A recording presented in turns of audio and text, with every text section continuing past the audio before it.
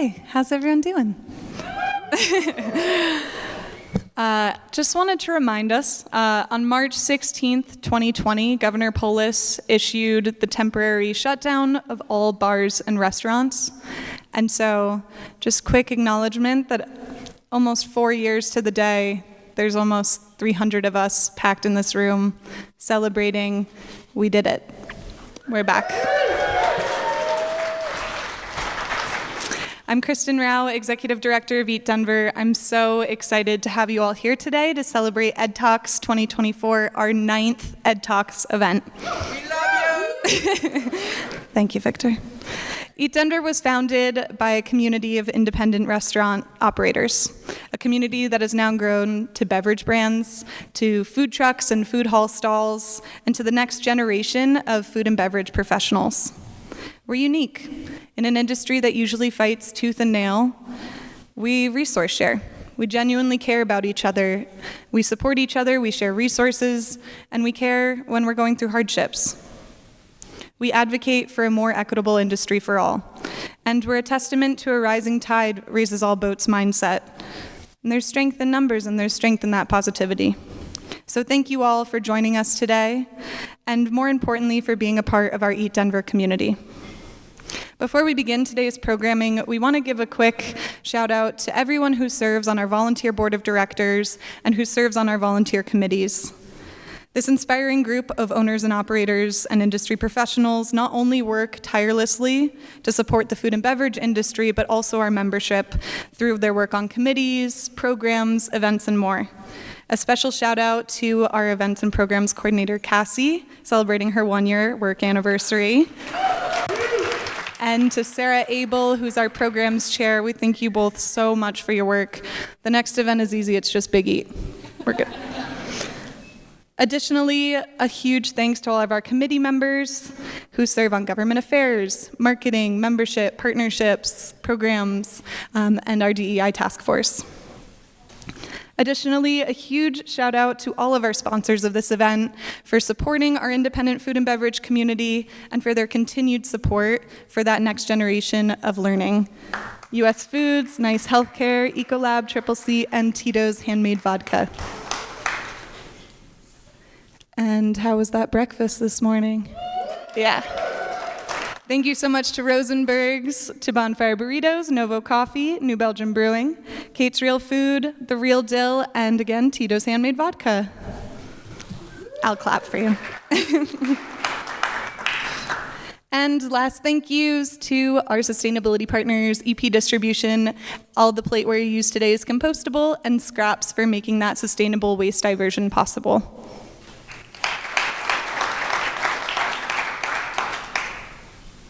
Okay, series of events. We're gonna do 3 speakers. We're gonna do a quick intermission, and then we'll come back for 3 more speakers. If you'd like to grab more food, go to the restroom, take a call, we suggest doing it during that intermission, but if you have to step out at any time, please do so. There's bathrooms out here to the right, as well as water fountains, and we have cups at a couple of the stations if you need. And then also really quickly before we begin, we wanted to just take a moment to remember those members of our community who are no longer with us. So please just join us in a moment of remembrance and honoring those legacy of our friends and colleagues who have passed.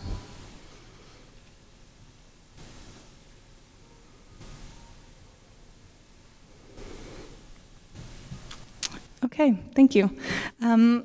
Quick, before we go into our programming, we always talk about taking a deep collective breath before things begin, and we're making intentional time for it this year. So I wanted to welcome Steph Windsor.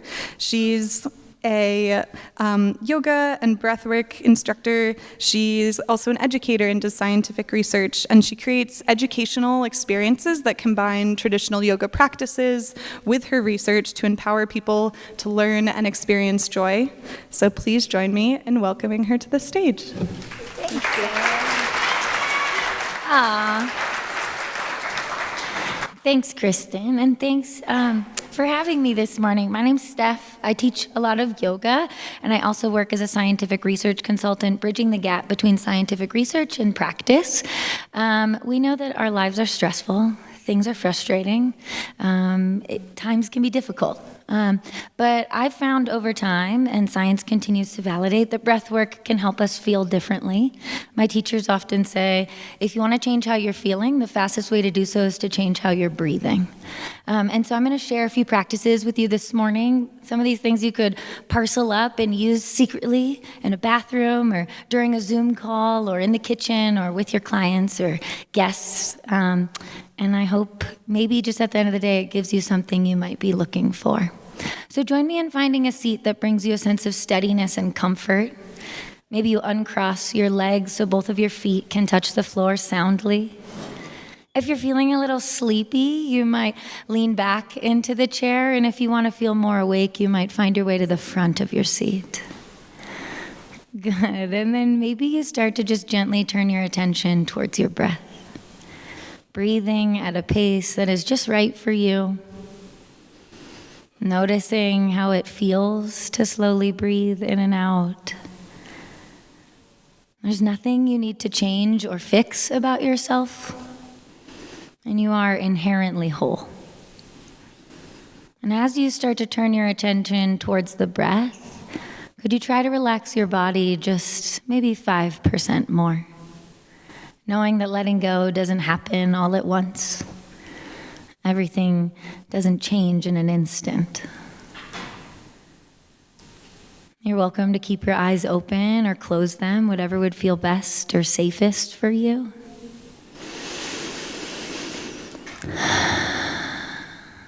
If you'd like, maybe using this practice to interrupt the breath, but also to maybe interrupt a thought or a way of being, inhale with me and fill up halfway. Pause. Inhale, fill up the second half of your breath. And then open mouth, H-A, say ha. Good, I love the drama. That's it. Inhale, halfway. Pause, begin again, breathe in. H-A, ha. Good, and you might sound raspier or funnier or sweeter. One more time, big breath in. Pause, breathe in again. Open mouth, ha. You could pick it up in the pace a little bit. Go inhale, inhale. Exhale, ha. Twice more, inhale, inhale. Exhale. Last one, you're a pro now. Good, start to rub your hands together. Find a bit of heat between your palms.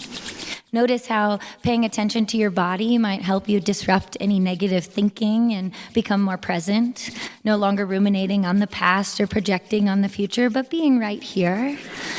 And then go ahead and if you'd like, you're gonna tap your fingers across your collarbones. And my mom would make me do this as a kid, and I thought she was so weird, and now I'm an adult, and I teach people to do it, so I guess it's kind of helpful. All right, so you could stay here and keep tapping. You could tap across your cheeks. You could tap across your hairline. Good. And don't take yourself too seriously. And maybe just imagine doing it if that doesn't feel so great. Now you're welcome to close your eyes by taking your hands just over your face, or you could return your hands to your lap and close your eyes or find a soft gaze. And we'll practice what's known as bee's breath. This is scientifically shown to reduce our stress. Inhale, fill up when you're ready. And this time, hum on the breath out, sealing the lips, going, hmm. Good, big breath in.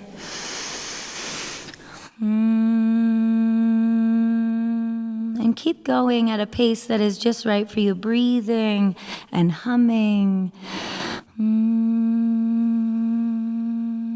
Notice whatever pitch you choose or what you uniquely sound like, and start to tune out maybe any unnecessary noise from the mind. Listening to your humming, maybe sensing the sound of your neighbor. A few more times, you got this. 2 more times.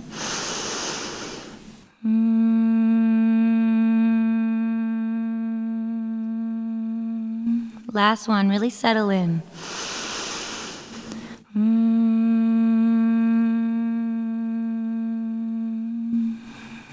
Softening the practice and returning to a breath that suits you.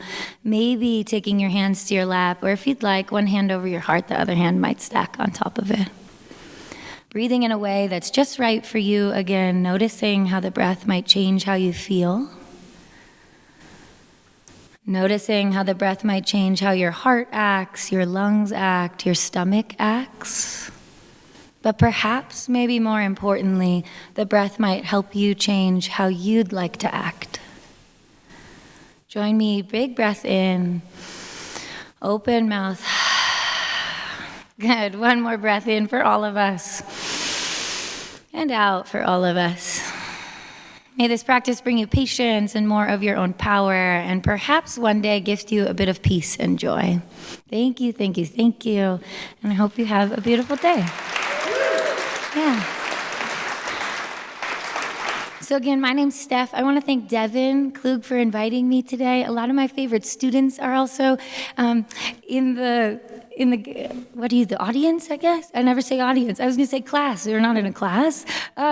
So Kate and Josh and other folks here who work in our Denver community, I'm so honored to know you. I teach at Nurture on Saturday mornings every other week at 9:30. I also teach a Tuesday morning breathwork practice online for 30 minutes. Okay, I think that's all I have. I think another incredible person will come out now. Thank you so much.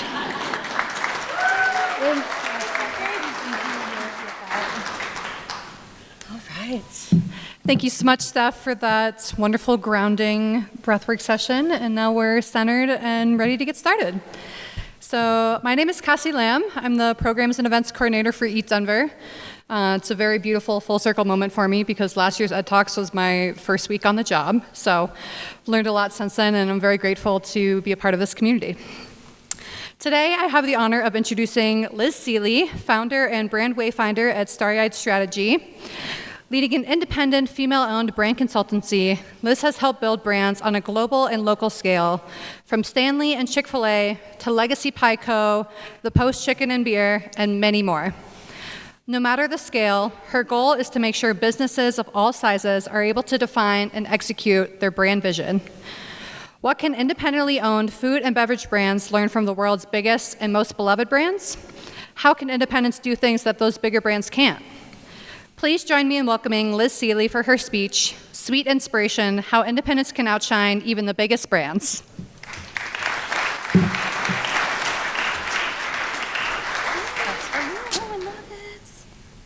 Good morning, everyone. Thanks so much, Cassie. You ladies have done an amazing job, as always. Well, StarryEyed is a global consultancy, as Cassie said, and we're thankful to have helped some of the world's beloved brands.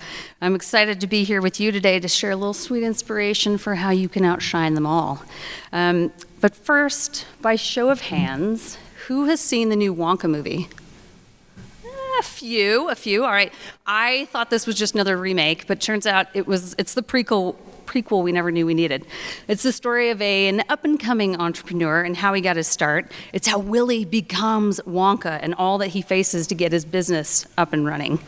Now, he's always dreamed, since he was small, of opening his own chocolate shop, his very own restaurant and retail spot.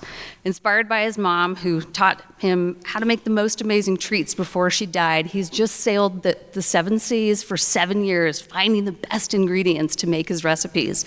And as he sings in his song, all he's got is his chocolate and a hat full of dreams. So this has got to work, guys. He's finally ready to share with the world. He shows up at the famous Gallery Gourmet only to find the Slugworth, obviously, and the big brand incumbents there to stop him before he can even start. As he's ready to make his dream a reality, he's shut down. It's pretty sad. And to make matters worse, he discovers it's not just Slugworth he's up against, it's all the big brands have teamed up to form the chocolate cartel. Bust. And he suddenly wonders, do I have what it takes? He doesn't have their budgets, their backing, their pricing structure, their supply chain. He doesn't have their fancy ad agencies and media buys. What is he to do? It's a chocolate-covered David and Goliath story, my friends. And if this story looks familiar, it's because it is. Oh, I can't walk away, sorry.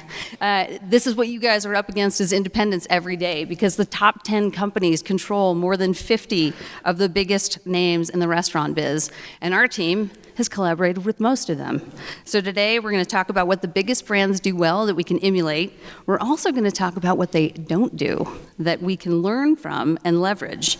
But before we do, all this chocolate talk got me thinking you might need a little sweet inspiration you can eat. Now would be the perfect time to unpackage that star chocolate treat you might have found on your seat.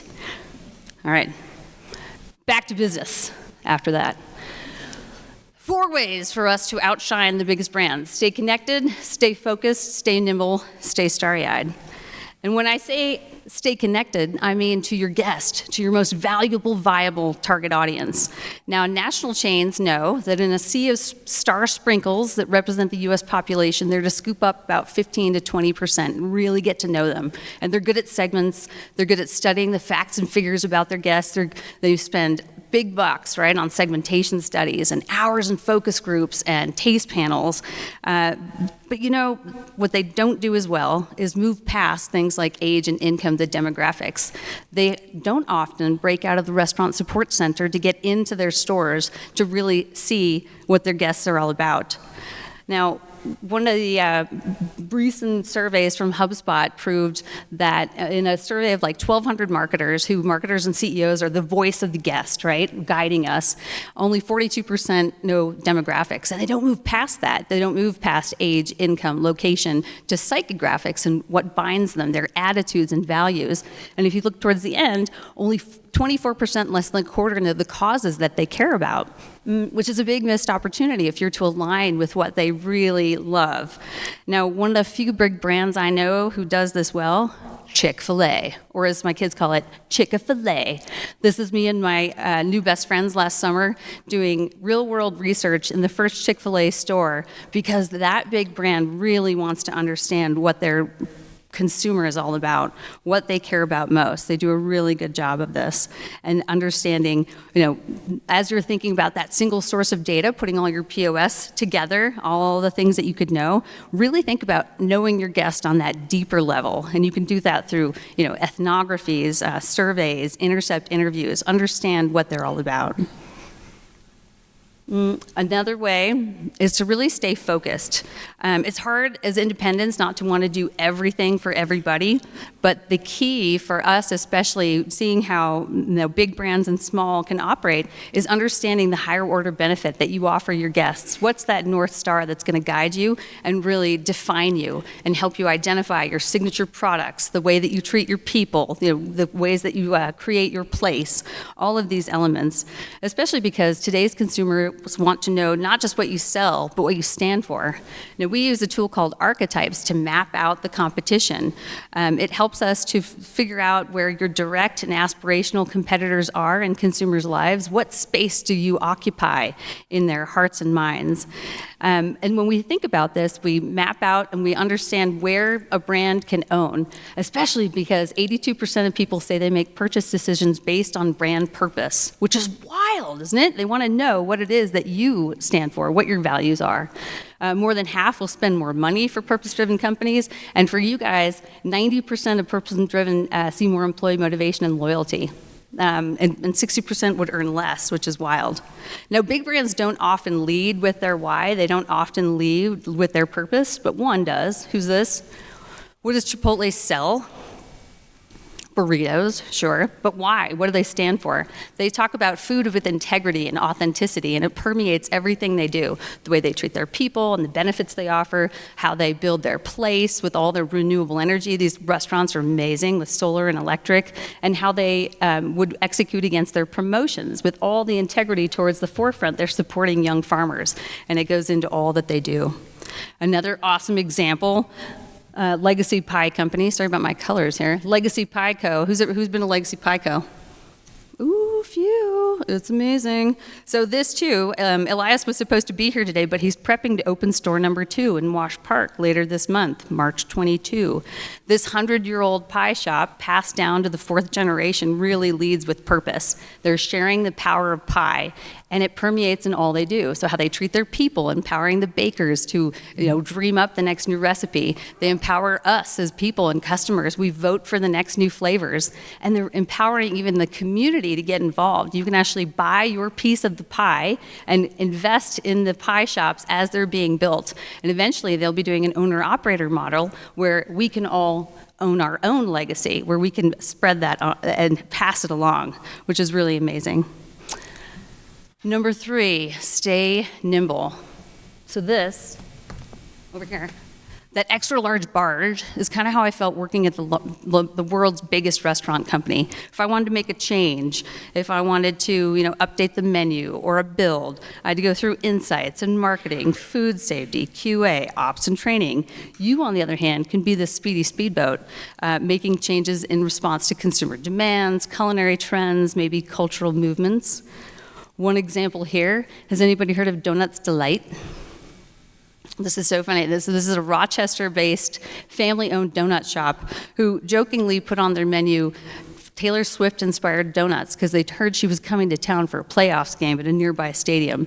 The owner had to bring in 30 extra workers, stay open 24/7 for multiple days. They sold these Swift cinnamon rolls for $45 each, and each individual donut for $4. What's a Dunkin' Donut cost? Like $1.70? People were willing to pay for it because they made this quick change. They sold more than 2,000 Swift-themed pastries and were written up in USA Today, which is where the rest of us found out about them. Super nimble, and were able to make that change. Look at that. Is that $45 to you? Talk to me afterwards and let me know. Another one, Pancho and Lefties. This is an awesome, top-notch cantina out of Nashville. We helped them create the first new Mexican fusion in 150 years with Nash-Mex. You take sweet Southern soul food, mix it with modern Mexican. And in Music City, they're selling things like hot chicken tacos, po' boy tacos, moonshine margaritas. And they've doubled down on the mark to the point where they're so nimble that every month, every Cinco de month, not just Cinco de Mayo, they introduce the next new flavor aligned with mixology trends, including this one, which is the magic bargain time for St. Patty's Day, 24-karat gold flecks in the sea salt with the melon pineapple marg. It's amazing. Highly recommend in Music City. And lastly, stay starry-eyed. And what we mean by that is stay creative, stay collaborative, stay imaginative, and imagine these possibilities, especially as independents. You guys are the most creative people I know, the most creative in the industry, to the point where we wait to see, big brands, what you do, and then we go and implement that. It trickles down to the rest.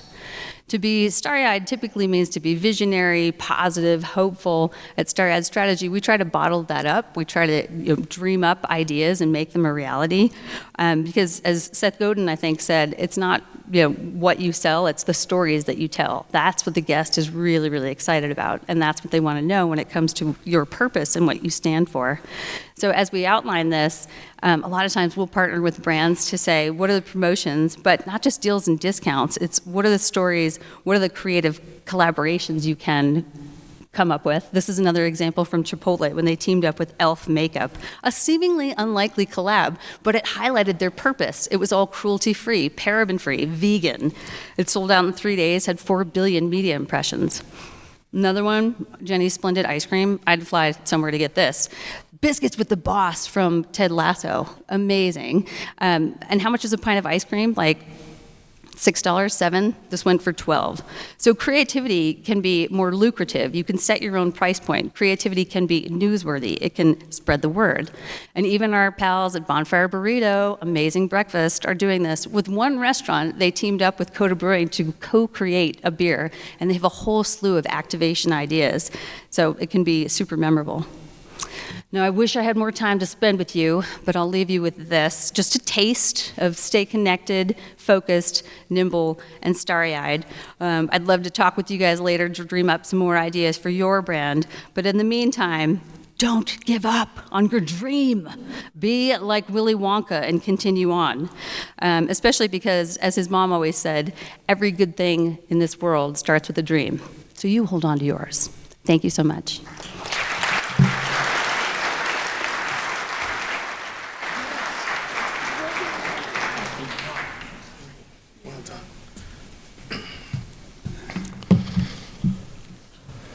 Awesome.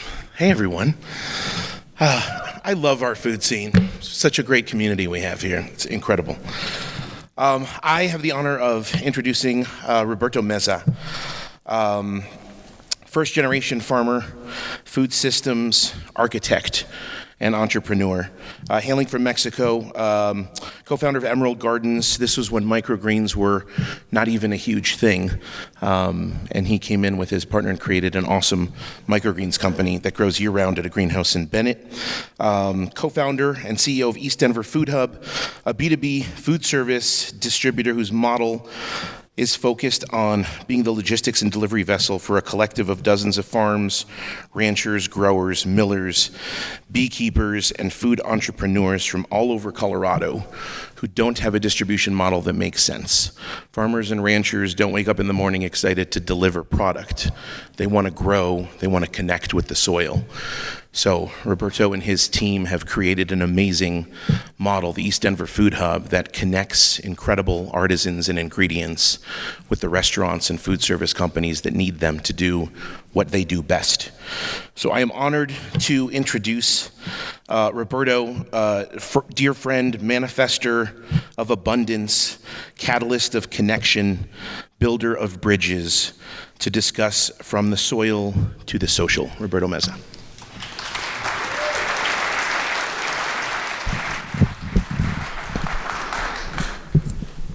All right, good morning, everyone. Thank you so much for coming out, sharing some time with me, all of the other speakers, and with each other. And thank you, Chef, for that awesome introduction. Very rarely do I get the opportunity to speak to a really great community of chefs and food service workers, and it's an honor. Thank you so much. I'd like to begin just by expressing some acknowledgments and some gratitude to the original inhabitants of the land that we are on, the Ute, the Cheyenne, and the Arapaho people, who have taught us so much about being in right relationship with each other, with our resources, with community, with our food, and who also give us some clues for how to reconnect. I really enjoyed the exercise this morning because it connected me back to myself. So often we're worried about what the next fire is that we have to put out, making sure that we cover payroll and our expenses and our overhead, and to create viable businesses that we end up feeling separated, and even more so separated from each other and from the land.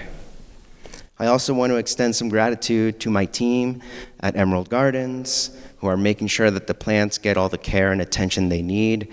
Also, my crew at the Food Hub, who are making sure that orders are getting out to the communities that need them the most, and to our customers. It is their efforts that allow me to be here today and take time to connect with you all. So, in my time farming, I realized that there's an incredible amount of energy, activity, in very invisible ways. As a farmer, before COVID, we were all invisible. We were just the ones in the fields making the food, growing the food, and COVID really highlighted our critical and essential role. We were involved in a process that ensures people are able to get the food they need to sustain their life and their livelihoods. But more so, as I started to think about this concept of invisibility, I realized that there are other stewards as well.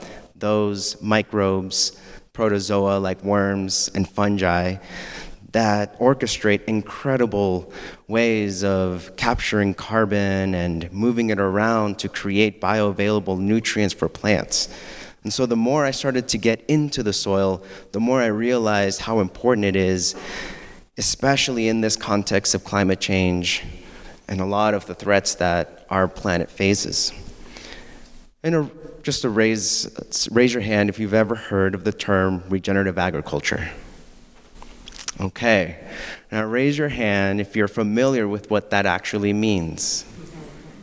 Okay, so it's a big buzzword right now because it's scientifically proven to curb climate change, to sequester carbon, right? To bring the CO2 that our current world is is producing through photosynthesis of the plants to basically breathe in CO2 and breathe out oxygen, right? We all know that. But did you know that plants actually can sequester that carbon and make it stable underground so that it doesn't increase our planet's temperature? But it also creates a vital food source for those microorganisms. What's really amazing is that this is happening unbeknownst to us. Of course, when we stop to think about it, we can acknowledge their role and their purpose. But when we get the food from a farmer, do we know that supply chain that happens beneath the soil? And so what's really important, I guess, in this awareness of connection, of community, is that those non-human entities are also part of our community, right? They're part of the ecosystems. And one of the ways that we're able to get in contact with that is an awareness of the ecosystems that we're also a part of, that the decisions that we make impact not just the communities that we work and live with, but also those that live underground. So when we journey into the soil, we get to see how this whole process unfolds. But it's also a model that we can have on our social food web, right? Each of us performs a role in activity that contributes to the food ecosystem in very much the same way that the microorganisms beneath our feet also promote the soil food web. And when we think about farmers that are working the land, planting seeds, they're also stewards of that ecosystem. So when we support local farmers and farmers that acknowledge the resilience of the soil and their stewardship of that, we also partake in that agricultural activity, right? As Wendell Berry says, eating is an agricultural act. We are all agriculturalists. We all partake in that process. Now, of course, we're not going to shift overnight. We're not going to simply turn all of our procurement choices into local because, first of all, the local food system still has a lot to develop and to mature. But every incremental decision that we make that contributes to that stewardship builds resilience, allows us to curb climate change, and strengthens the bonds that tie us together in the food system. I do want to mention, though, that it's amazing what we've been able to do to move food around the planet. It's incredible. The orchestrated movements that everybody partakes in globally to get food from one place to another across thousands of miles is an engineering feat.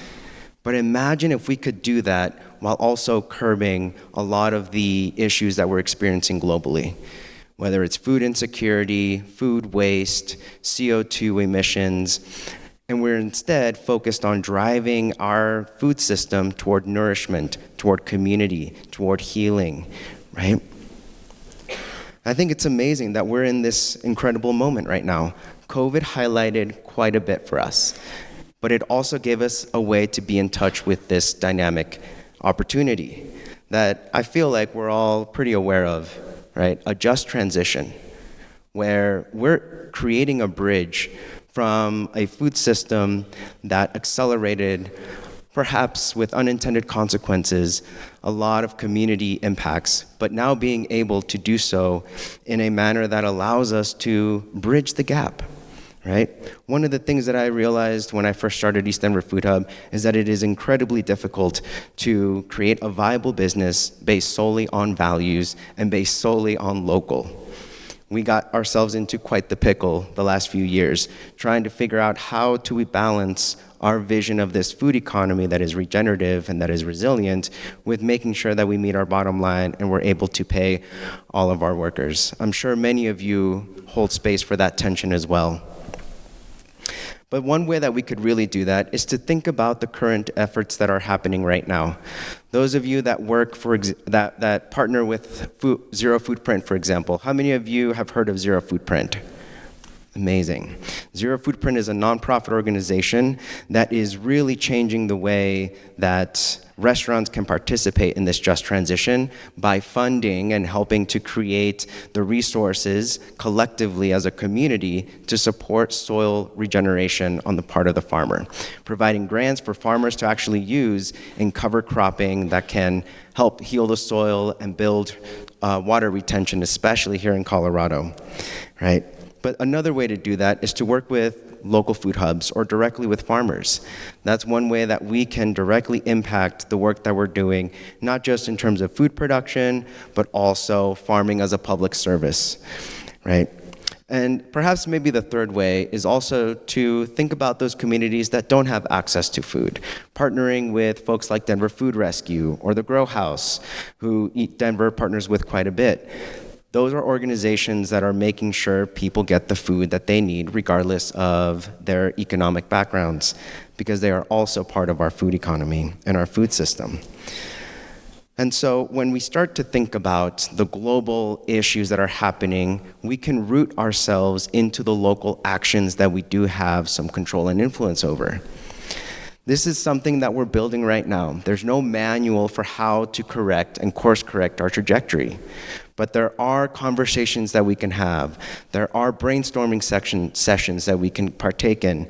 There's narrative storytelling that allows us to think about the world in a different way.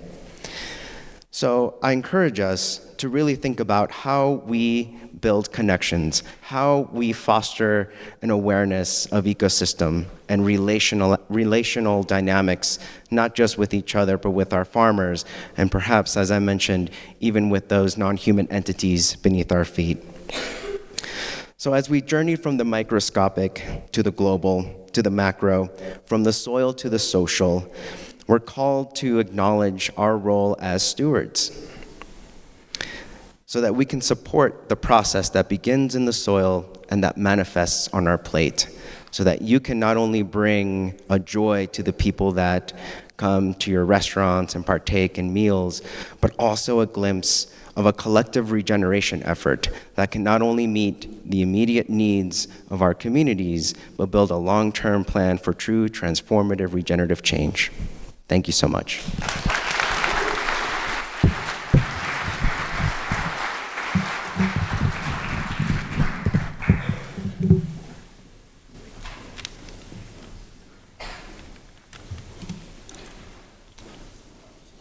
Morning.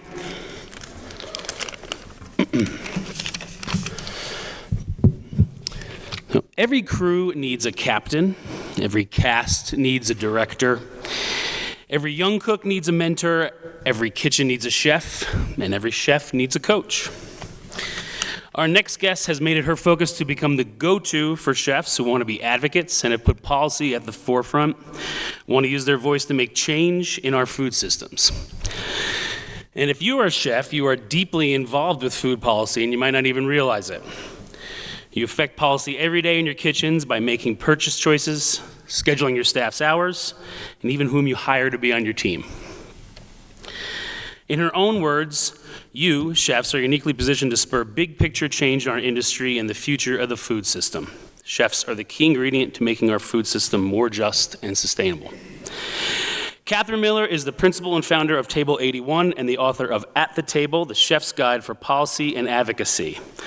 Most recently, Katherine spent several years as the James Beard Foundation's Vice President of Impact, which is where I first met her in 2017 at the James Beard Boot Camp for Policy and Change, a 3-day workshop she led for chefs from around the country. She used tailor-made chef strategies and plans to give them the courage and data to speak with lawmakers on both a local and national level. She coached us, pushed us, and under her tutelage, we all broke bread together and made a pledge to keep up the good fight through our menus, through sustainable practices, with the promise that she'd be there to assist in the moment. And my moment actually came pretty quickly after the boot camp. One night, Senator, then Mayor Hickenlooper, was in our dining room, and I was fiercely texting Katherine about what to say to him, what to thank him for, what to question him on, push him on, while simultaneously plating amuse-bouche and crudos. I've used her as a resource ever since and have encouraged other chefs to contact her and do the same. As Katherine will preach to you all today, chefs are poised to make a difference, and there is strength in numbers. Our voices need to be loud and succinct in order to indoctrinate real, serious change.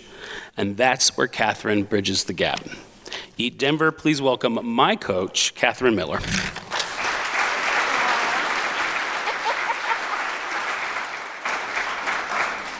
No fair making me cry before, 10. I realize I'm the speaker before the break, so I hope you'll bear with me. But I want to thank Paul and the EatDenver team for inviting me to be here. I actually love being back in Colorado because for the last 10 years or so, you guys have treated me with kindness and hospitality beyond measure. From the chefs that have come through the boot camp, like Alex Seidel and Jen Jasinski and Sheila Lucero and others, to Daniel and others, and Caroline, who I met through Slow Food, to Bobby Stuckey, who I feel like I spent a year and a half of my life on Zoom with during the fight for restaurant relief. It has just been, it's an amazing community, and you all do so much.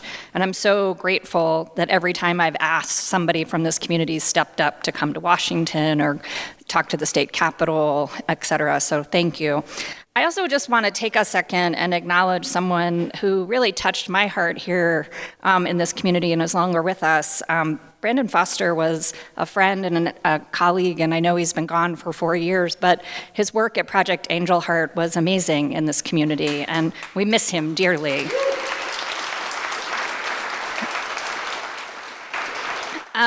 So you guys have said, the other speakers and presenters have said this, right? You feed people during disasters, you show up for each other's fundraisers and all the special causes that you get asked to contribute to.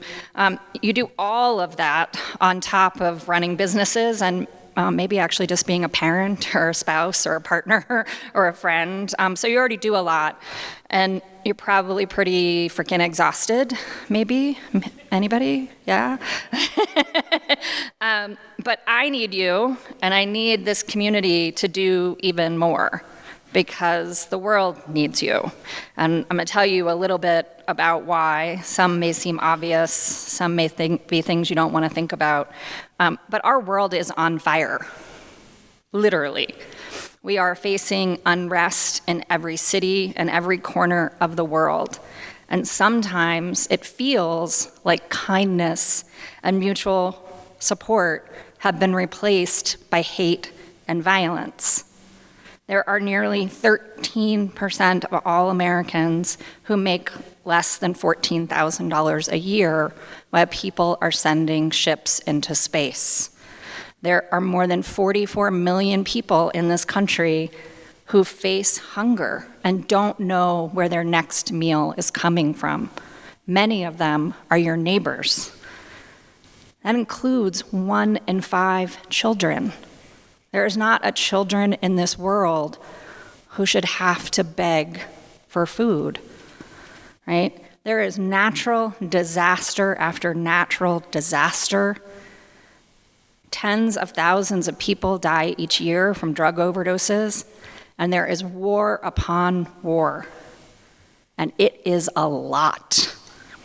For some of you, sometimes even for me, you might feel helpless or even hopeless. But I'm here to tell you that your voice and your actions matter. You can help change the course of all of this. You have the power and the real power because you are tastemakers, you are employers, you are community leaders, and you're cultural influences. And you also sit at the heart of a global food economy that generates trillions of dollars a year. According to a new report that came out from the Global Food Institute, founded by chef hero extraordinaire Jose Andres, the restaurant industry is the 5th largest employer in this country. You have more than 14.9 million people who this is their job, their livelihood, right? You are generating about $75 billion directly in wages, and you're generating about $209 billion in revenue, and as I said, contributing nearly $1 trillion to the overall national economy. From the linens you choose to to the lemons you squeeze, you have economic influence and power. The decisions you make, and talk a little bit about that, matter. You also have an unprecedented access to other influencers and decision makers. That call that Paul made is not rare. From city council members to governors and even presidents, they know who you are. They eat in your restaurants, you host their fundraisers. Who gets a call about a rare, hard-to-get reservation on a Friday night? Everybody in the room, right? They know who you are. You also know what it is, that this is a thing about your business and your bottom line. Your teams and your customers, the producers you work with, are all telling you how the world is impacting you and them. These stories help make people better understand what is happening. So you have the tools. You've got the content, the stories, the anecdotes.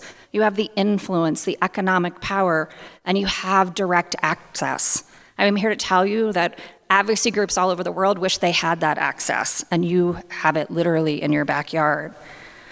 So again, you get to decide if your legacy is helping put out the fires around us or standing by and watching it burn. It all starts on the plate. You hold a unique position of influence and the ability to shape customer preferences, what they eat. You get to highlight ethical sourcing practices and champion sustainability initiatives and put them on the menu. When you prioritize those local and seasonal ingredients and celebrate diverse culinary traditions, you're not only tantalizing our taste buds, but you're fostering a deeper connection between the diners and the food we consume, and you're making us think.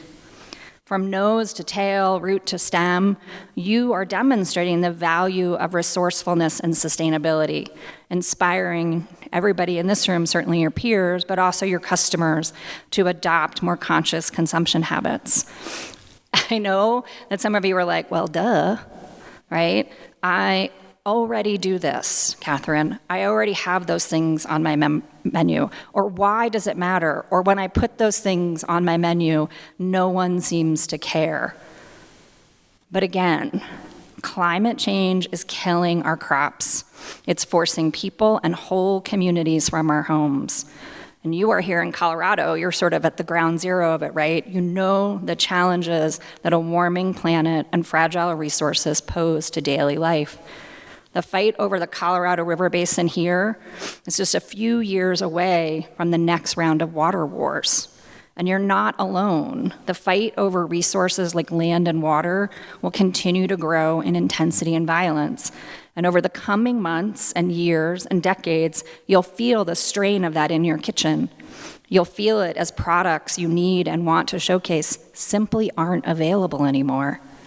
What happens to our restaurants when the neighborhood pizza joint has to charge $50 or $60 for a margarita pizza? Maybe somebody brings in robots. Maybe you close, leaving people unemployed and a storefront empty in your cities. And that's possible when tomatoes and flour are scarce and water is as expensive as gold. So the choices you make on your menu, who you source from, utilizing every scrap, composting, they can all help mitigate the impacts of climate change and help ensure the things that we all love to eat remain accessible. And I promise you that customers really do care, especially younger diners. Survey data shows time and time again that Gen Z, Gen Y, right? Anybody that's not a boomer maybe, is voting with their dollars, choosing restaurants and food that reflects their values. And just dig into that sourcing thing a little bit. Again, maybe it's an obvious place where you feel like you already do it or you understand that power to change things. I used to think the farm to table movement was a precious, unaccessible thing, right? A world full of rich hippies and wealthy eaters. I now know differently. I know that as a conscious eater, even though I felt out of place in that movement, even though I couldn't find or recognize how hard it was to source certain ingredients. But now I understand that community, that farm-to-table community, that movement is a powerful catalyst for change. It helps us reimagine our relationship to farmers and to our consumers and to the chefs in this community. It helps make, when you do that, when you source responsibly, when you source consciously, you are helping people like me make the connection between what happens on the soil and what's on our plate. And by prioritizing that transparency and traceability in your sourcing practices, you are empowering me and other diners to make informed choices and fostering a deeper appreciation of the complexities of our food system. It's also to your economic benefit as an economy. Studies again show, right, that for every single dollar, for every $1 we spend locally, we generate $3 of economic benefit. So when you prioritize women farmers or BIPOC producers, you are helping them preserve and grow their businesses. This virtual cycle of spending means more jobs, more stability, and healthier and happier communities. There's some really tough stuff that you also have to tackle. Some of it feels insurmountable. We are in an era marked by heightened awareness of the ethical issues surrounding food production and consumption. From the treatment of farm workers and food artisans to the welfare of animals and the environmental impact of agricultural practices, you are tasked with making ethically informed decisions at every stage of the culinary practice process. And by practicing fair labor practices, supporting ethically and sourced ingredients, you can demonstrate your commitment to the values of compassion, integrity, and social responsibility. This can happen through initiatives like Fair Trade Certified or Certified Humane. All of those things help provide customers with the assurance that your dining choices, what you're putting on the plate, aligns with their values. This is the era of cultural conscientious consumption, right? And it helps us also sit at this intersection of food justice, a commitment to ensuring the equitable access of nutritious and culturally relevant food for all communities. And again, you have this vital role to play in addressing systemic inequities within the food system. Whether that's, as Paul's done, advocating for policies and programs that promote different practices, whether that's joining with organizations to support livable wages, whether that's joining with activists on the front line to eliminate food deserts and promote food sovereignty, or whether that's working with organizations like No Kid Hungry to help combat hunger and food insecurity. The initiatives that you do in your restaurant, a pay what you can meal, a community kitchen, a food recovery effort, can all serve as positive change, catalysts for positive change in this world. And by partnering with local food banks, advocacy organizations, and community groups, you all can leverage your resources, your expertise, that content, that influence, that access to amplify the voices of the marginalized in your community and advance all of these causes. You occupy a position of immense privilege and responsibility. And as guardians of not only our taste and our traditions and food innovations, you have the power to shape not only the flavors on the plate, but also the future. You have a responsibility to step out of your kitchen and get involved. You've been given a seat at the table. Your influence as a business owner, an employer, and even your celebrity or local profile. But don't confuse that seat at the table with having a voice. Many people with a position of influence don't speak up, don't get involved. I'm here to sort of beg you, urge you, that it is your duty to speak up when the time calls for it. All of this requires work, I know. We're all exhausted, but every chef and restaurant owner knows how to get shit done. By embracing your role as advocates for change, you can harness the transformative potential of food to create a more equitable, resilient, and nourishing world for generations to come. And in the words of renowned chef and activist Alice Waters, good food is a right. It is not a privilege. So I hope you'll decide your legacy is to help us all build a food system that honors the dignity of all beings, respects the integrity of the land, and celebrates the rich tapestry of culinary heritage that embraces us, that unites us all. Thank you so much.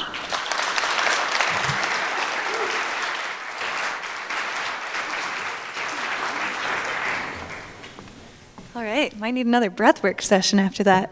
We're going to take an abbreviated intermission. If you want to go grab some more food, coffee, bathroom, I'll call you back in about 5 to 7. Thanks. Welcome back, everybody.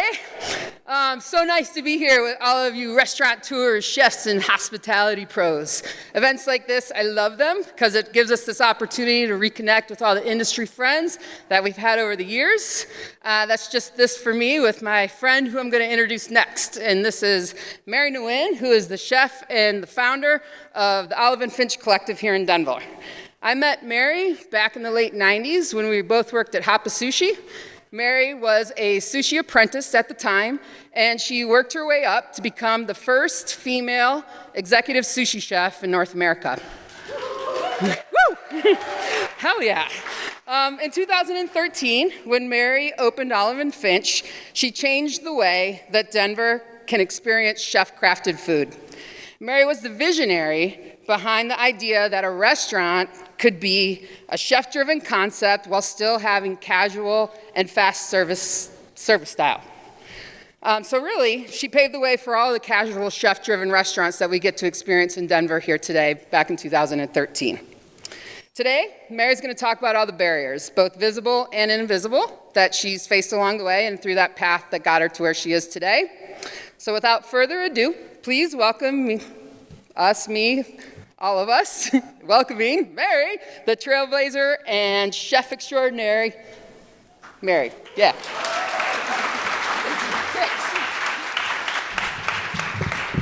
Hi, everyone. So when I was asked to present my story on tackling visible and invisible barriers, I was really apprehensive about sharing, because I really didn't think my story was worth sharing, because honestly, why would anybody really care? Can you guys hear me? All right. So full transparency, I'm a little nervous, but perhaps my story of how I ended up in this industry may or may not be different as many of you.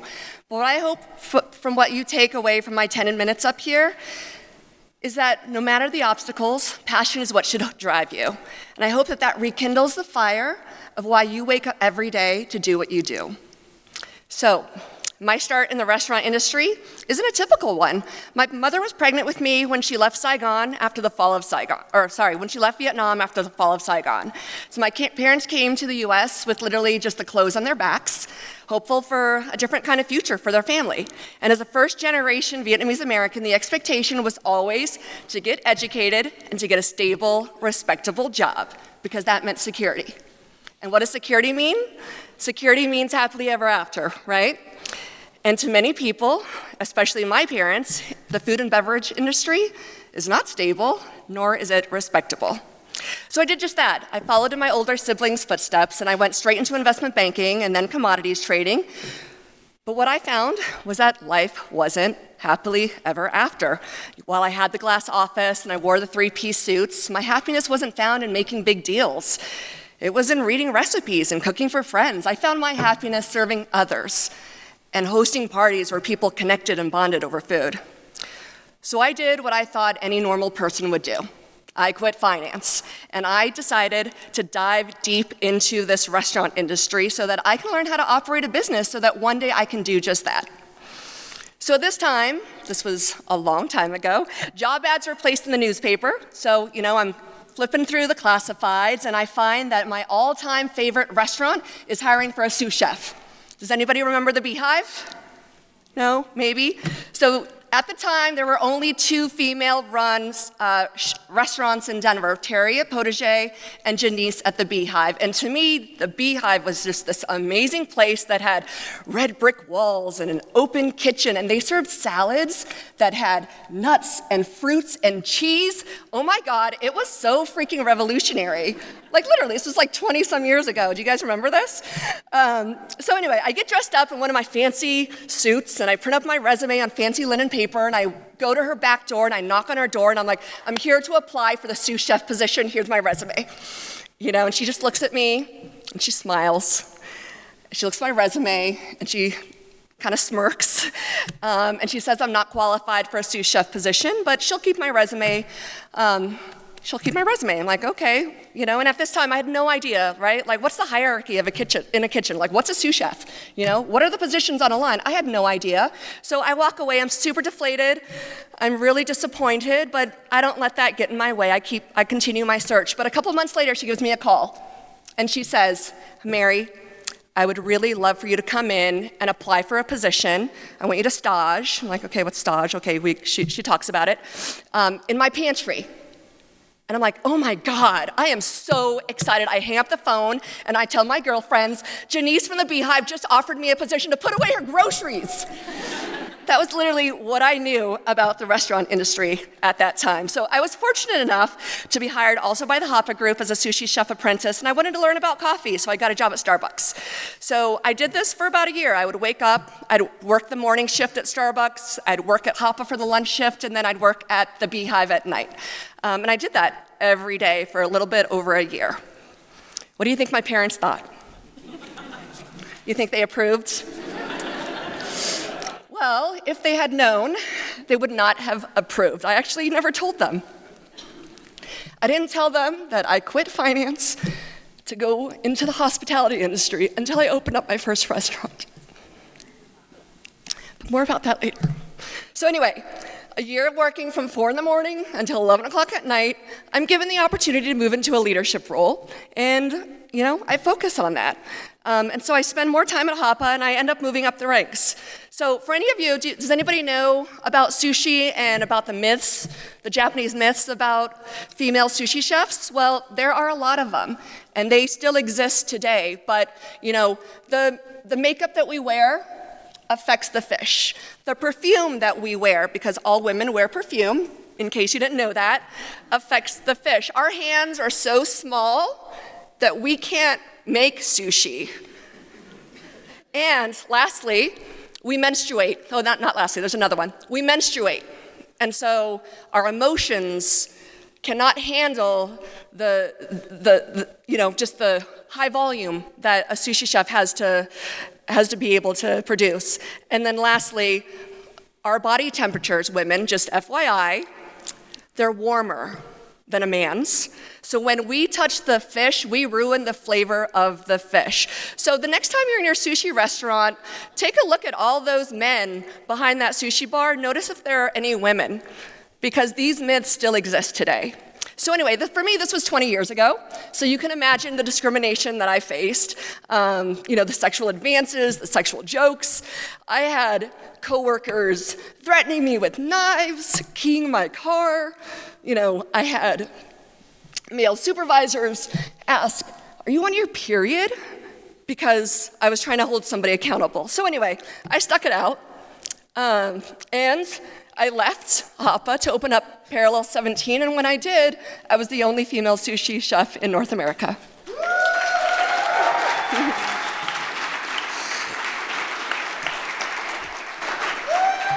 So I opened P17 in 2005, and I finally told my parents. And P17 was really my homage to Vietnamese cuisine. I really wanted to show the beauty of the food and all its complexity in an environment that represented that. Here you didn't find the waving cat and all the bamboo and the dirty walls and the menus that had huge items that just homogenized and cheapened Asian cuisine. It was really the first of its kind. It was a very high-end French-Vietnamese restaurant that turned into a lounge after dinner service and really revitalized Restaurant Row. And in 2011, I opened Street Kitchen, a restaurant that showcased the street foods of Asia. And it was during this time that I thought about having a family, because I'm a woman and I wanted to have a family. And like any modern woman who is told that you can have it all, I set out to do just that.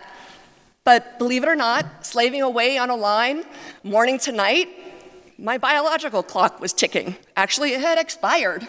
And so I had to make some major changes to my lifestyle to be able to go on a journey to find and have a family.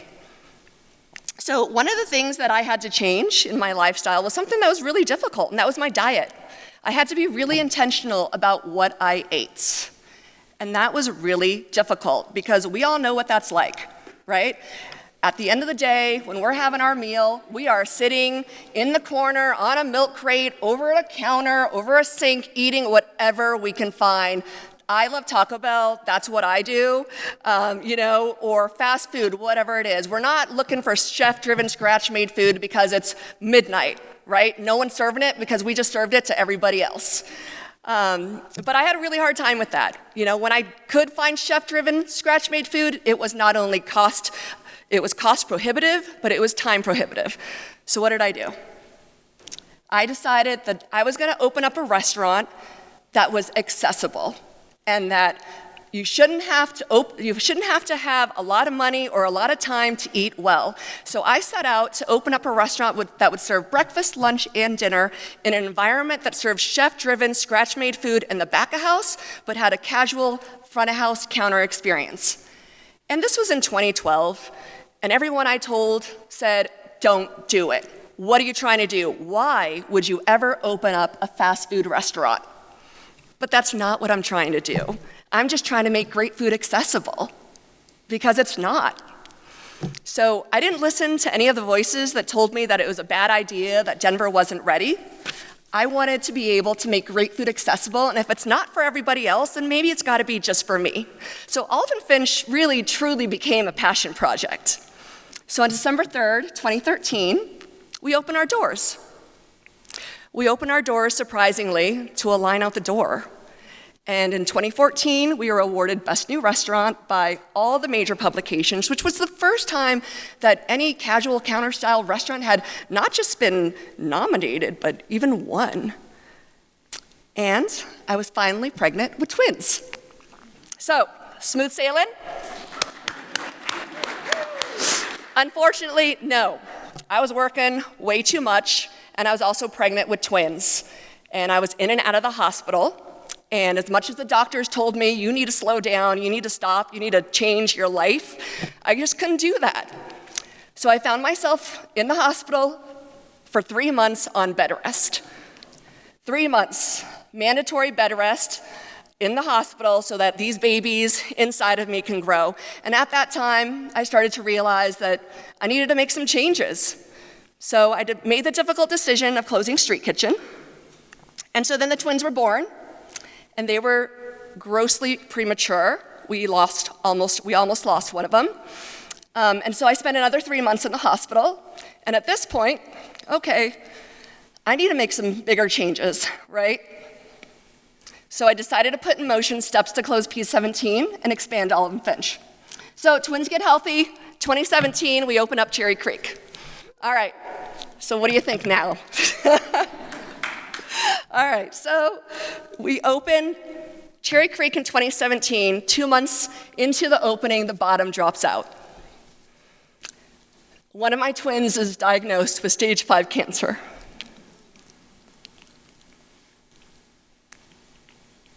Three months later,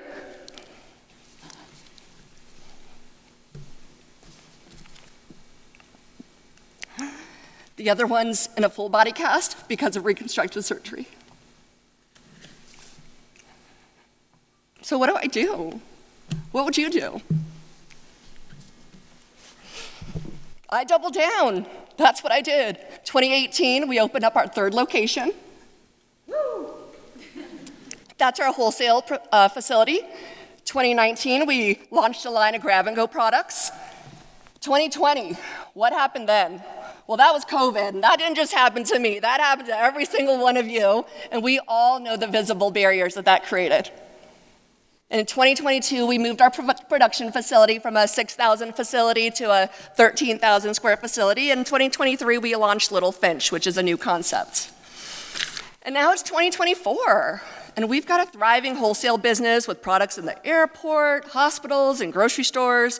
We have plans for more Little Finches and Olive and Finches, and we've created a management company to help others turn those passions into reality. And I'm surrounded by a great team of people who are truly passionate about this industry, who have my shared vision of our future. So the road here clearly has not been easy. In fact, it feels like there have been barriers that were intentionally placed in my way to say, quit, bow out, take the easier way out. But I didn't.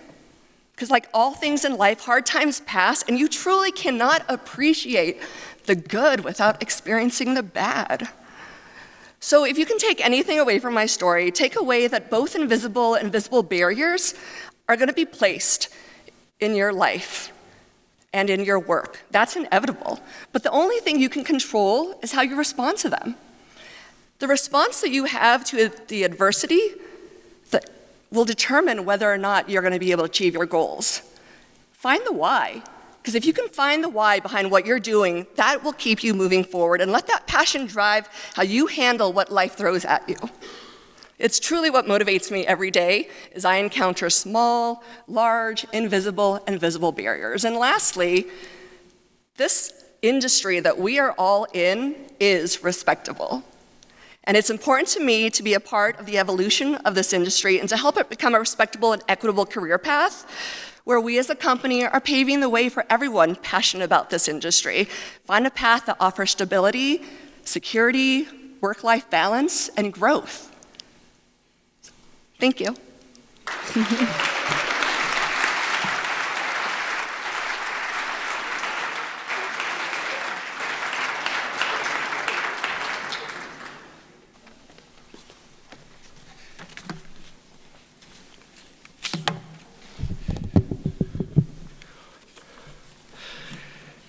Good morning, everyone. My name is Philippe Failio, co-founder of Gastamo Group. It is my pleasure to introduce a true pioneer in the local restaurant community and my partner, Peter Newlin. Peter and I share a journey that spans over a decade, united by a passion for food, hospitality, and innovation. Our partnership began in 2010 over burgers at the original Park Burger, where our shared vision for accessible, high-quality dining all started. Over the years, we've grown to establish several acclaimed restaurants, including Homegrown Tap and Dough, Perdita, Lady Namada, and Birdcall, each reflecting our commitment to exceptional food at reasonable prices. But it's not just about the food. While researching different POS solutions and not finding anything up to a standard for a fast casual restaurant, Peter decided to create our proprietary POS for Birdcall, and that's how Poncho was born. Pretty impressive, isn't it? Today, Peter will share his knowledge on how AI and technology, which as you can tell I did not use to prepare for this introduction, can help enhance the guest experience, hospitality, as well as streamline operations. Please join me in welcoming my good friend and partner, Peter Newlin, as he shares his insights with us today. Thank you.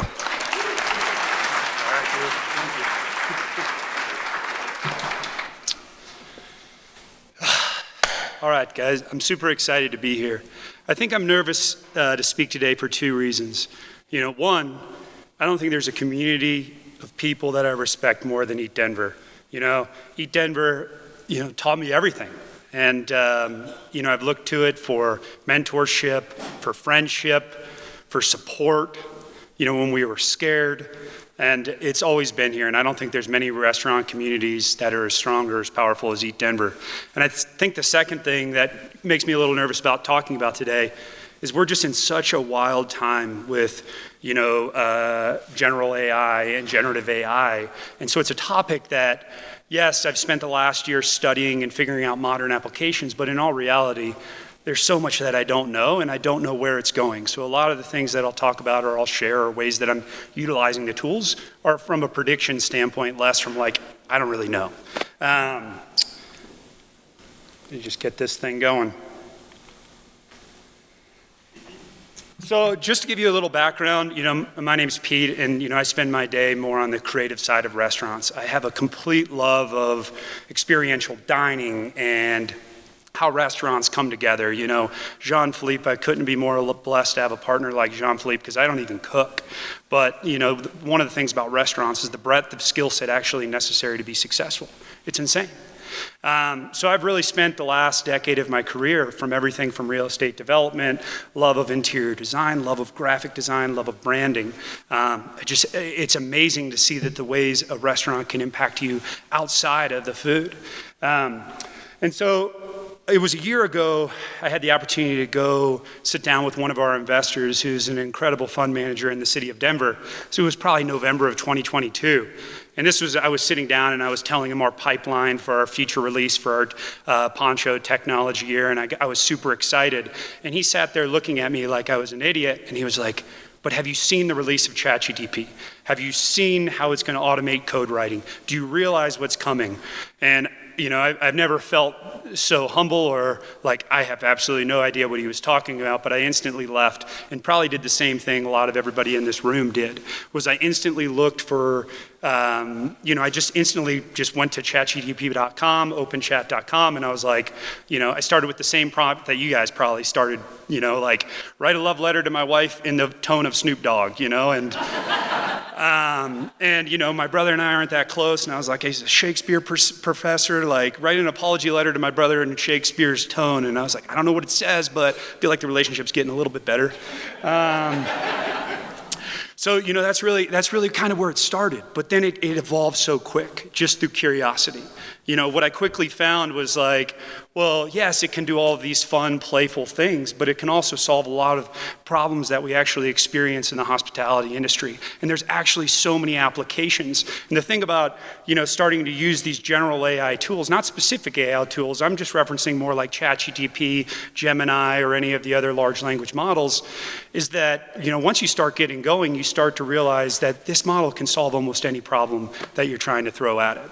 So, from 2022, starting with poems to country music writing, it slowly transitioned to like, well, how can I do my business better? How can I, I've got to submit this report to Philippe. How can I actually edit that in a better way? And one of the biggest learnings from last year was, I think we're all the same in that it's hard to ask for feedback, right? It's hard to say, hey, I don't have the answer. But it's really easy when you're talking to a bot. Hey, please, can you edit this? What have I done wrong? How would you adjust it? What ways could I make this better? So instantly it turned from country music writing to editing development plans, building out models for the business, creating brand decks, creating, it goes on and on. The other thing that I quickly wanted to share on this page is like, this is the most impactful thing we've seen in our entire careers. Like the level of efficiency gain for the cost of a Starbucks coffee is nothing that we've ever seen. I put a little chart up here because I was really curious. I was like, what was the adoption rate of ChatGPT, versus the adoption rate of the internet? And of course, there's a lower barrier to entry but it took 15 years for the internet to reach 1 billion people. It took less than a year for AI to reach 1 billion people. So the speed at which this is being adopted is like nothing we've ever seen. The other thing that it gets me super excited, and it kind of goes back to what Liz was talking about, is this levels the playing field. Historically, the hardest thing for restaurant operators is the breadth of skill set necessary to be successful, right? You gotta be an awesome marketer, you've got to understand real estate strategy, you have to have some financial acumen, even though when we first started building restaurant, we're like, is there cash in the bank? I think there is, let's open another one of these things, I think it's working, I'm not sure. But as you grow and as you evolve in your career, yeah, you start to layer those on. But at no point are you able to catch the sophistication of the larger groups that Liz was defining, right? Where they have they're doing data analysis on cell phone pings to pick the perfect location, and they're building a marketing strategy that is gonna hit every household around there. And for us, it was like, we're just opening the doors and we hope people come, and hopefully if we're kind, they'll come back. But this changes everything, right? And it should be approached in that fashion. It was defined to me as the army of one. It's the first time where now the technical skill isn't the challenge. Now it's the creative function of your brain is really going to be the barrier that will allow you to expand. So approaching every problem from like, dude, how would a large restaurant group look at this? And the other thing too was it was shared with me recently. They said, AI is coming, and it is an asteroid coming for every one of our businesses. It's just a question of the time, and it's a question of the size. So today I just wanted to focus a little bit on, probably the greatest lesson of last year. And you guys probably know a lot of this. But what it came down to, where I started to get more and more benefit from ChatGPT and general AI models was in the prompting. And, I think when we all start using it, we're just treating it like, hey, I need to have some creative ideas for, a marketing session. Can you give me something? But when we first start using these AI models, we're doing simple prompts that are maybe only like 30 to 40 words. In all reality, a prompt, the more defined a prompt, the more defined the response, and the more that it can better predict what you're actually looking for. So here's just a couple of the things that are just so important when it actually comes to creating a prompt. Number one is the persona. What's so amazing, right? That it could actually be Snoop Dogg and write a love letter, right? It's the fact that this can be anything you want. So the first thing that, I do when I start creating a prompt, I'm like, what is the problem I'm trying to solve? Yes, I went to a top 10 business school. I'm a CFA. I studied data science at Harvard. I have a 10-year history in the restaurant and hospitality space, and this presentation is going to so-and-so. The second piece is really focusing on the context of the problem you're trying to solve. What is the background? What are the specific conditions that you're looking for? Data is everything. We all know that you read about it all the time, that these models will hallucinate, that these models will kind of, create. But that's just like the human brain, right? Like, if we don't have the data to back what we're actually talking about, we're going to talk about God knows what, right? So the great thing about this is just the amount of data that you can actually feed these models to get a more accurate prediction. And it's important to realize ChatGPT, it's not a search engine. It wasn't even designed to be that. So using a search engine for what it's designed to be, and using ChatGPT is what it's designed to be is important. The other thing is just specific instructions. What's your expectation of the output? What is your end result? What are you actually looking for? And then a good prompt should be a minimum of 450 words. Now, what you'll see today, I did some generic prompts just to give you some perspective in how I use it, but they're all about 250 words. So it can kind of give you a lens there. The other thing that I think is really important when you're actually working on these is that being iterative with your prompts is essential. Sometimes it shows, I was reading yesterday, it was like the average person spends on ChatGPT 5 to 8 minutes a day, right? You're not going to get the results that you need when you do that.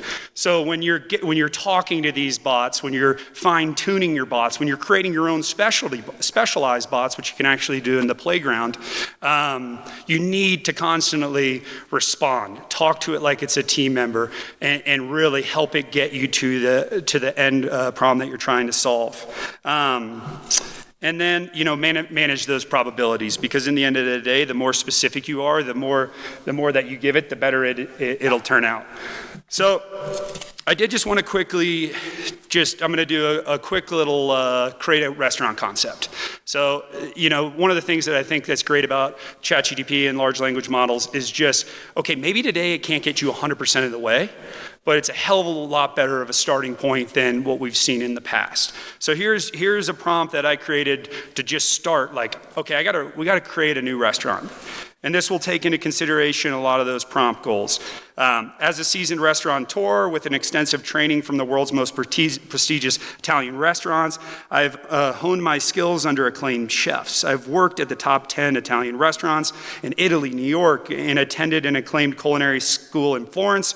Growing up in Colorado with a deep love of history and culture, I'm embarking on a new opportunity in Vail on the mountain slopes. This venture aims to merge the rich history of Colorado with a contemporary mountain aesthetic reminiscent of ski chalets in the Swiss Alps.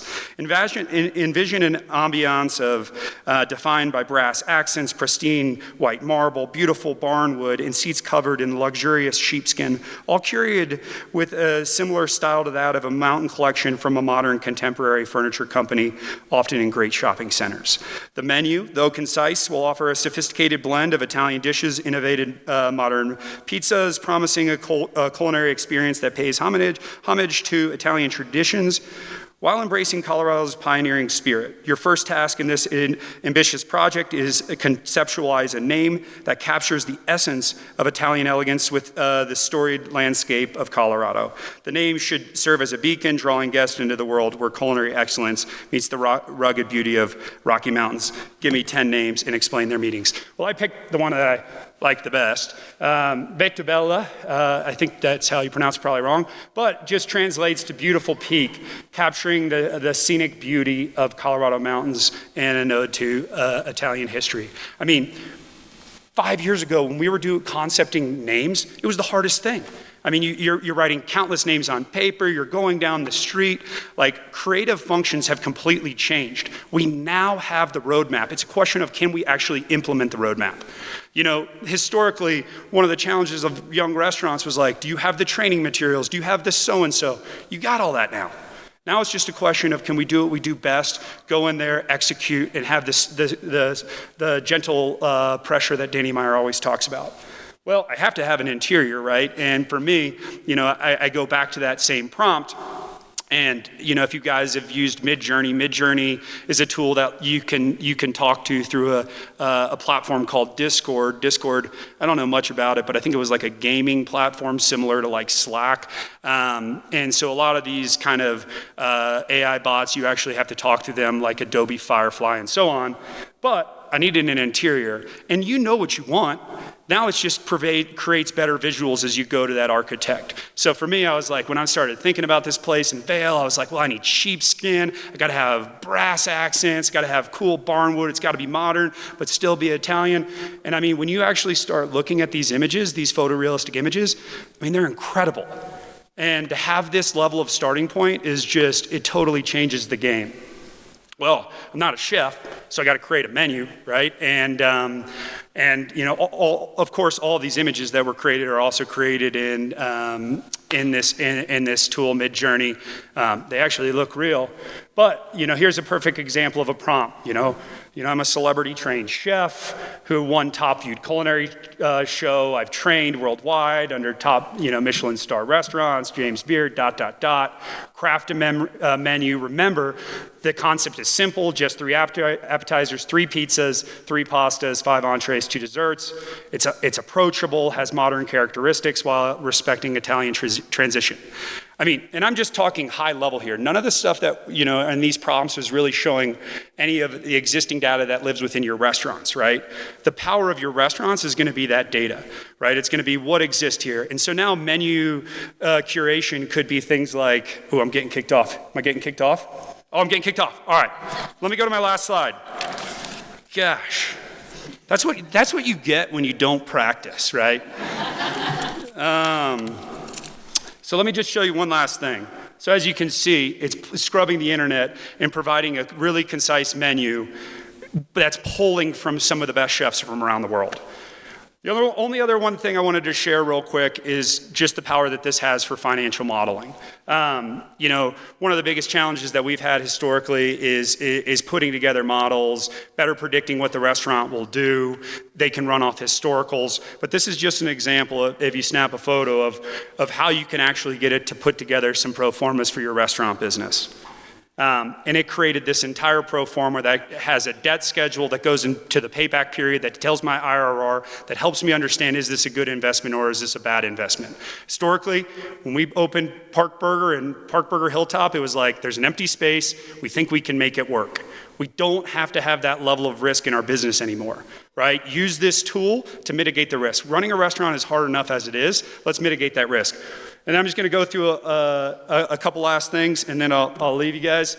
Early adopters have a huge competitive advantage here. We have a huge competitive advantage here.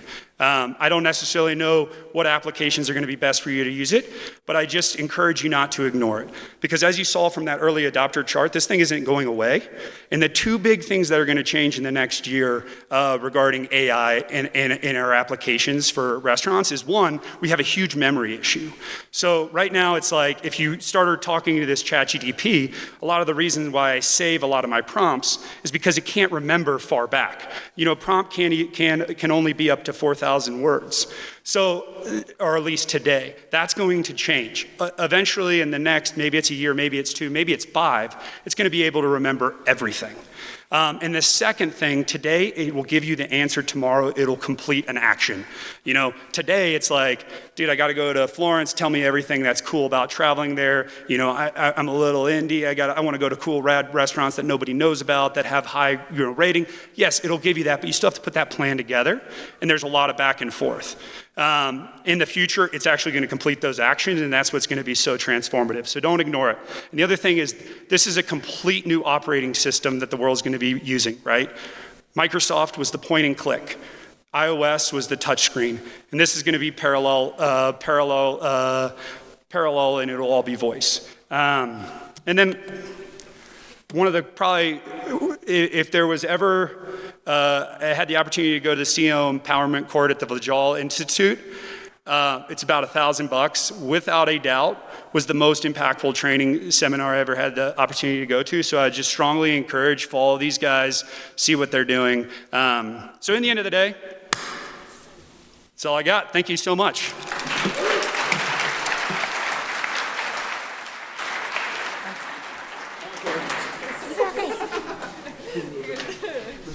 Hello, hello.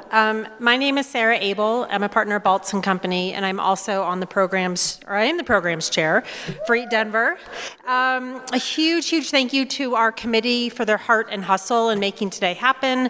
Thank you to all of our speakers. Thank you, MSU, and thank you to all of you for spending the morning with us as we kind of mark 4 years and also just onward in this amazing industry of ours. Our next speakers left a balmy 80-degree Houston to brave what is apparently a forthcoming springy winter storm. So really happy to have them here. I feel particularly blessed to call Chris and Lindsey friends, and I'm eternally grateful to have experienced the fruits of their labor via food, advocacy, and good deeds over 12 plus years, including the last 4 on the front lines of the Independent Restaurant Coalition. In addition to being incredibly talented operators and tireless advocates for others, these two are among the most conscientious, inspiring, and intentional humans in the industry. I won't blow up their talk, but I do want to cheerlead a little bit. Southern Smoke, thanks to their leadership, has distributed over $11.5 million in funds to F&B workers in need since 2015. And in 2004 alone, they've distributed over $227,000 to our peers who are in need. Their Behind You initiative, which offers no-cost mental health resources to F&B workers, is revolutionary. And with their plans to grow and impact more states and thus help more people, I can't wait to see where this dynamic duo is headed and who they continue to inspire and help. Please join me in welcoming to the stage Beans and Rosie's mom and dad, Chris Shepard and Lindsey Brown.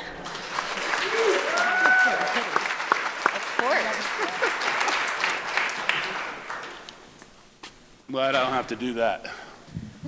Hi. What's happening? You guys all right? How y'all doing? Real good. That's what I'm talking about. Just thank you so much for having us out here today. It means the world for us to be able to come and talk about what we do. This is clearly such an incredible, supportive community here in Denver, and so thank you for having us. We need to start a Eat Houston one of these things, because this is pretty amazing. So, Southern Smoke can do it. Well, talk about Southern Smoke. So Chris and I founded Southern Smoke in 2015. We had no idea at that time where it was going to take us. And we started by doing a fundraiser for a friend of ours, a sommelier who was diagnosed with MS. And it was important to him to be the face of MS. We had just lost a chef 4 months before that in Houston. he died by suicide when he could no longer hold his knife, and none of us even knew he had MS. And so our friend came to us and he said, let's do a dinner, let's raise money for the MS Society and put it out there in the open. And we went to the mayor's office of special events in Houston and walked out with a festival. We meant to Totally not expecting that. Yeah. So we anticipated this just being an annual fundraiser. We never really thought it would get any bigger than that until 2017 when Hurricane Harvey hit Houston. And that changed the focus of what we wanted to do. We figured out a way, we looked at other organizations around the country and how they were doing things. And what we decided on was what we thought we needed to do. We were able to take on applications, go through a verifying committee and an awards committee. That year, Southern Smoke, it started off as that party, right? And that's kind of what we were always doing. We have a festival in the fall, a bunch of chefs come out, bunch of breweries, wineries, and we just throw a bash. That year it was like 22 chefs, I think. In 2017? Yeah. Yep. But we changed the focus to be able to do all this. We blanketed the city because nobody in the city of Houston that worked in a fast food restaurant was a dishwasher, a busser, a cook, owner, anybody in the food chain. A farmer didn't have access to money from the Red Cross, the mayor's fund, J.J. Watt's $78 million that he raised. That all went to infrastructure. So nobody was going to take care of us. And when you think about it, in hindsight after COVID, 2 weeks with a restaurant being shut down doesn't seem like that much. But back then, especially if your house flooded, your car flooded, and you're not getting paid for 2 weeks, we all know so many people in this industry are paycheck to paycheck, and nobody was there to take care of them. So we took on 240 applications, and after verifying it, we granted 139 families $500,000, right? Fast forward to 20, right? You guys talked about that earlier, March, what'd you say, 19th? 16th? Yeah, a couple days from now.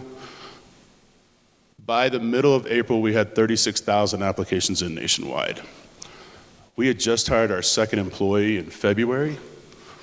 She's now our chief mission officer, and we could not live without her. So, but in 2020, we were able to grant $6 million. And now, 4 years later, we're looking at, what is Southern Smoke? What is the future of Southern Smoke post-pandemic? Now that it's no longer as sexy to give to the restaurant industry, but we're granting more money per person now than we did during COVID. Our average grant, we can see here, Technology. This is information on our website about how to apply, because we want to make sure you guys know that this is all available to you. But here's Colorado. We've granted $104,000 in Colorado, which in the grand scheme of things, when we've given $11.5 million, you guys aren't applying. So you need to make sure that you're applying. And we fund for, again, your tire is flat. You have a cancer diagnosis. You need to get out of a domestic violence situation. You need surgery. Not just you. Anybody in the F&B industry that you know, right? Or if it affects you financially, if it's your kid, your parent, we fund for that too. And one of the things that when we started this program was that we wanted to make sure that we didn't have a cap. We've done anywhere from $200 to $100,000. We funded small bills to heart transplants, to spinal reconstructions, to brain surgery, to new teeth, to pretty much everything. We find new things all the time, or we hear new things all the time. Yep. We put votes up every single week that we send to our awards committee, and that's how we decide how much we grant per person. And I was going through the votes when I was sitting over there, and we've got 4 people that we're funding this week because a car drove into the coffee shop where they work, and the coffee shop is closed for a couple of weeks, and so we fund for that. So it's crazy things. There are crises all the time, everywhere, but there's really nobody taking care of us. In 2020, we founded, it was June of 20, we started working with Mental Health America and the University of Houston, and we formed the Behind You program. It wasn't called that then, it is now, where we figured out a way to grant a university's psychology department, take on their PhD students, the hours that they needed to graduate so we could provide free mental health or free access to mental health care in the state of Texas for anybody in the F&B industry. At this point, we're now in Texas, Louisiana, California, Illinois, and New York. And this summer, we're expanding to Maine, Massachusetts, Tennessee, North Carolina, South Carolina, and then the tri-state area with DC, Maryland, and Virginia. We hope to come to Colorado, and so that's another thing to think about is who are the universities in Colorado that have mental health programs, whether it's a social work program, whether it's a psychology program, connecting us with those people. We figure out what the grant would be needed and how many students they can take on. We find funding, and we launch. So it's a fairly simple process if we know the right people, and I can tell by the people in this room that we're talking to the right people. Yeah. What that gives each person is access to 20 free sessions or 6 months. And the goal that we're trying to accomplish with this is just like our partner with NYU. This is kind of amazing. Once they graduate the Southern Smoke program, they have access to $10 sessions for life. That's awesome. So that's kind of what we do. Yeah. But I think, well, yeah. So I think the main points that we want to get across today are that this is available to you and to people in this industry all over the country, but in Colorado, we grant you, and we're here to take care of you. 2, we had no idea what we were doing when we started. And it's grown. We have 12 employees at Southern Smoke now, and we're funding $100,000 a month in emergency relief. But back in 2015, all we were doing was doing what we all do and throwing a fundraiser inside of our restaurant. So I think, do you want to talk about just finding the one thing? Yeah, we talk about a lot of things, and as restaurateurs and restaurants and chefs, whatever, right? You get asked for everything under the sun. Someone needs a donation for a softball league or you probably get asked a bowling league or whatever whatever it is, right? On a daily basis, right? Or was that just me? Because I felt like I was looking like, do these people ever come to the restaurant? No? Okay. Do these people? No? Okay. And it was just you're funneling all this shit that people are asking you for, right? What it took for us was to understand one thing. What's important to you, right?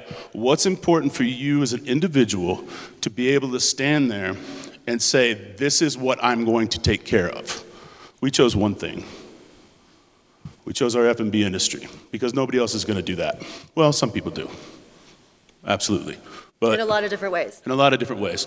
But we wanted to do it the way that we wanted to do it. So understanding how to unlock that fear in yourself and say, this is what I'm going to focus on. And that's where we went. We went from a small party of 1,000 people to a bigger party for 4,000 people every year, and then other events throughout the year, coming to talk to you guys. It's kind of important to us because it's not just about our foundation, right? It's about how do you make an impact in your own community. What's important to you? I don't care what it is. Just do it. Find something that you believe in and take focus on that. Because I've said this forever. If you're not willing to walk up to the edge of the water, smash your foot into it, the wave will never start. And if you think about that for a minute, that wave grows and it becomes powerful. But you got to unlock that in yourself to do it. Find your way, find your message, find what you can do and make that change. We chose this. Hey, look at that. That's pretty cool. He just saw this presentation for the first time this morning. Literally, I appreciate all the speakers that went through and this is my plan. This is what, I don't do that. To a deficit, I speak from the heart. You're gonna get words and things that probably don't make sense half the time, but that's just how it works for me. Not my wife. She makes these things. All I can say right now is just find a mission for you. What works for you? What are you gonna advocate for? What are you gonna believe in? What are you gonna stand? Because you can't stand for everything. That shit doesn't work. You spread yourself so thin, you'll never accomplish anything. Well, you will, just little bits at a time. But just think about if you focused on one thing, how powerful you could make that. How powerful can you be? That's the question. When you get people around you that believe in what you're doing, that ball goes so damn fast.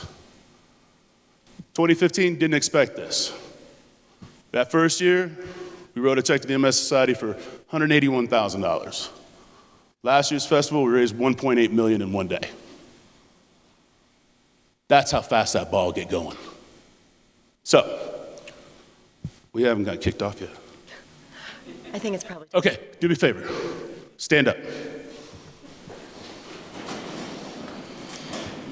Look at your neighbor and high five the shit out of him.